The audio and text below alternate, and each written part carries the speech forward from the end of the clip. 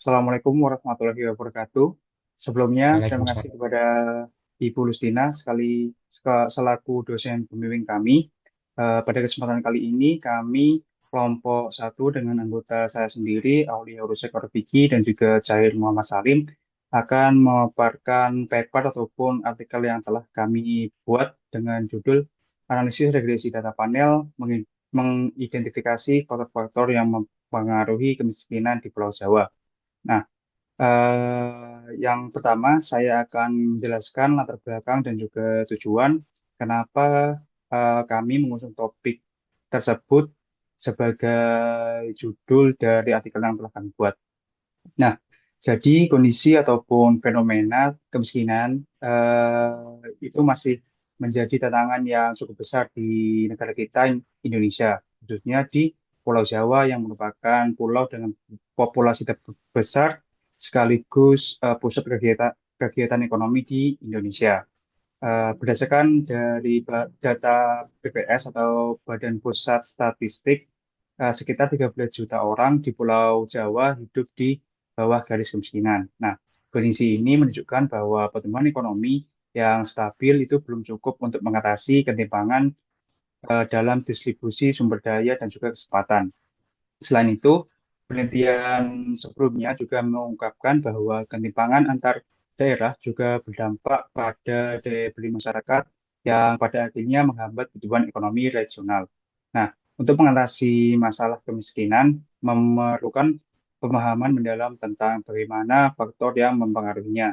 Dalam artikel yang kami buat ini, kami menyoroti setidaknya ada tiga faktor utama atau faktor yang sering menjadi perhatian mengenai dampaknya terhadap kemiskinan, yaitu yang pertama adalah indeks pembangunan manusia atau IPM, yang kedua adalah produk domestik regional bruto atau BDRB per kapita, dan yang ketiga adalah upah minimum provinsi atau UMP. Nah, ketiga faktor ini penting karena mencerminkan berbagai aspek kesejahteraan masyarakat yang berhubungan secara langsung dengan kemampuan masyarakat keluar dari zona kemiskinan tersebut. Nah, untuk faktor ataupun variabel yang pertama adalah indeks pembangunan manusia atau IPM, merupakan indikator yang mengukur kualitas hidup manusia berdasarkan tiga dimensi utama, yaitu yang pertama adalah pendidikan, yang kedua kesehatan, dan yang terakhir adalah standar hidup. Pendidikan yang rendah dapat mengurangi akses ke pekerjaan yang layak, sementara kesehatan yang buruk meningkatkan risiko pengeluaran besar untuk biaya medis. Nah, standar hidup yang rendah memperburuk siklus kemiskinan yang terjadi. Oleh sebab itu, peningkatan IPM seringkali dihubungkan dengan pengurangan angka kemiskinan karena membuka peluang bagi masyarakat untuk hidup lebih produktif. Yang kedua adalah eh, produk domestik regional bruto atau PDRB per kapita. Nah, yang mencerminkan rata-rata pendapatan ekonomi yang dihasilkan oleh setiap individu dalam suatu wilayah. Semakin tinggi PDRB per kapita, semakin besar pula potensi kesejahteraan ekonomi masyarakat di wilayah tersebut. Namun, jika situasi ataupun distribusi pendapatan tidak merata, tingginya PDRB ini tidak serta-merta mengurangi kemiskinan, khususnya di Pulau Jawa yang masih terjadi perbedaan signifikan antara daerah maju dan juga daerah tertinggal yang membuat hubungan ini menjadi sangat relevan untuk dianalisis lebih lanjut. Yang terakhir adalah upah minimum provinsi atau UMP yang merupakan batas minimum upah yang diterapkan untuk melindungi pekerja dari eksploitasi. Namun UMP yang rendah atau kenaikan yang tidak sebanding dengan inflasi dan juga harga kebutuhan pokok seringkali tidak cukup untuk memahami kebutuhan untuk memenuhi kebutuhan dasar. Nah, akibatnya meskipun seseorang memiliki pekerjaan dan juga merasa eh, meskipun mereka telah memiliki pekerjaan, mereka terkadang tetap rentan terhadap kemiskinan, terutama di wilayah dengan biaya hidup tinggi seperti di Pulau Jawa. Selanjutnya, untuk eh, melalui analisis mendalam tentang ketiga faktor yang telah saya sebutkan tadi, dengan menggunakan data panel di 6 provinsi di Pulau Jawa, yaitu Provinsi Banten, Provinsi DKI Jakarta, Provinsi Jawa Barat, Provinsi Jawa Tengah, Daerah Istimewa Yogyakarta, dan juga Provinsi Jawa Timur.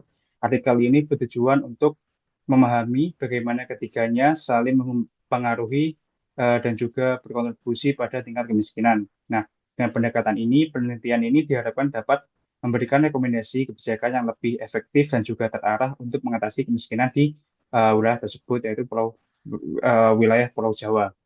Nah, untuk selanjutnya, penelitian yang kami lakukan ini memakai metodologi regresi data panel dengan data sekunder yang kami dapatkan melalui Badan Pusat Statistik atau BPS. Nah, jadi data sekunder ini merupakan informasi yang telah dikumpulkan oleh kami sebagai peneliti dari berbagai sumber yang sudah tersedia sebelumnya. Dalam hal ini adalah BPS. Dan penelitian ini bertujuan untuk uh, penelitian ini berfokus pada 6 provinsi di Pulau Jawa yang tadi telah saya sebutkan pada rentang waktu mulai tahun 2019 hingga tahun 2023. Nah, untuk jumlah penduduk miskin di Pulau Jawa merupakan variabel terikat atau variabel independen, sedangkan IPM, PDRB per kapita, dan juga UMP merupakan variabel bebas atau variabel dependen yang kami analisis.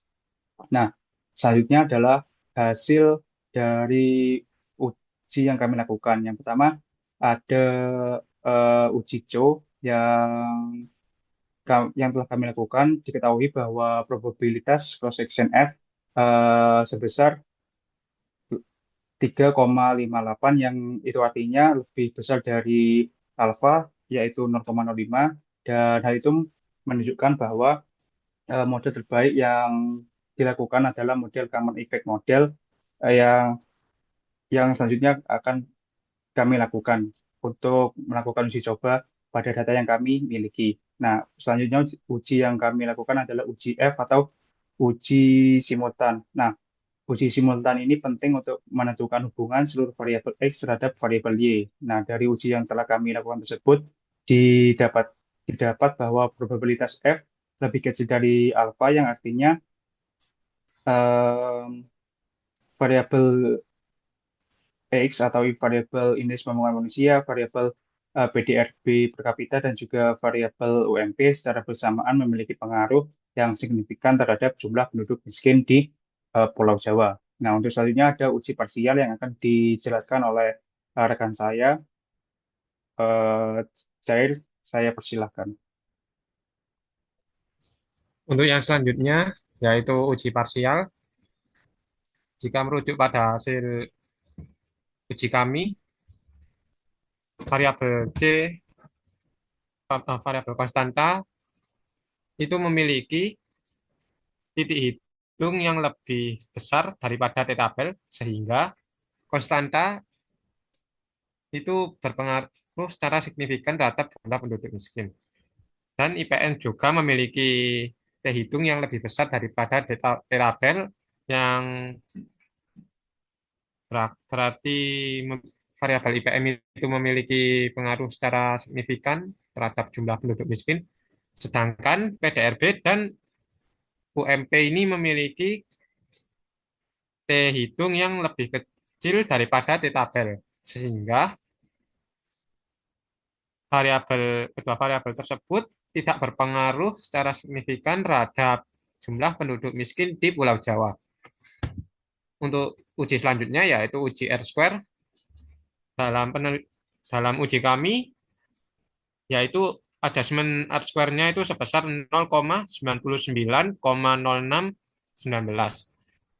Sehingga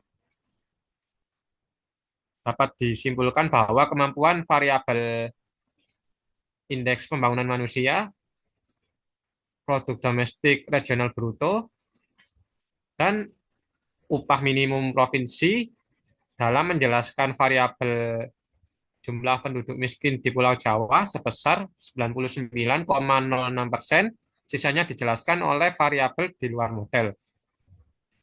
Setelah dari pengujian itu kita beralih ke uji asumsi klasik. Untuk yang pertama yaitu uji multikolinearitas. Kami dalam uji ini itu mendapatkan hasil berupa X1, koefisien korelasi dari X1, X2 itu memiliki koefisien yang lebih kecil daripada 0,9. X1 dan X3 juga memiliki koefisien yang lebih kecil daripada 0,9. Koefisien korelasi X2 dan X3 juga memiliki koefisien yang lebih kecil daripada 0,9. Jadi dapat disimpulkan bahwa koefisien korelasi antar variabel bebas itu lolos uji multikoliniaritas. Untuk uji heteroskedastisitas, berdasarkan data kami, probabilitas IPM, PDRB, dan UMP memiliki apa ya? Memiliki probabilitas yang lebih besar daripada 0,5, sehingga seluruh probabilitas variabel bebas yang saya sebutkan tadi memenuhi asumsi homogedastisitas, sehingga H0 diterima. Kemudian kita beralih ke model regresi common common model kami. Kami menemukan bahwa jumlah berdasarkan rumus persamaan ini, jumlah penduduk miskin sama dengan 2.118.849,1 dikurangi 242.115,2 dikali variabel IPM dikurangi 89.643,2 dikali indeks dari PDRB dikurangi 0,254209 dikali UMP.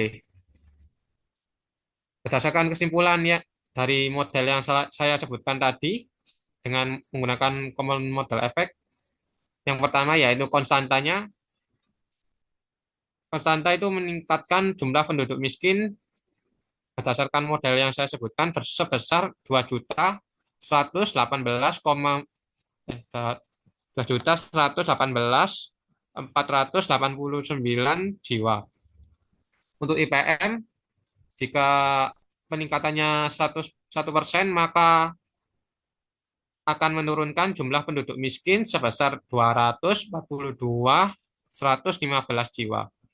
Untuk PDRB, jika peningkatannya sebesar 1%, maka akan menurunkan jumlah penduduk miskin sebesar 89.463 jiwa. Untuk UMP, jika peningkatannya sebesar 1 juta rupiah, maka akan menurunkan jumlah penduduk miskin sebesar 254.209 jiwa.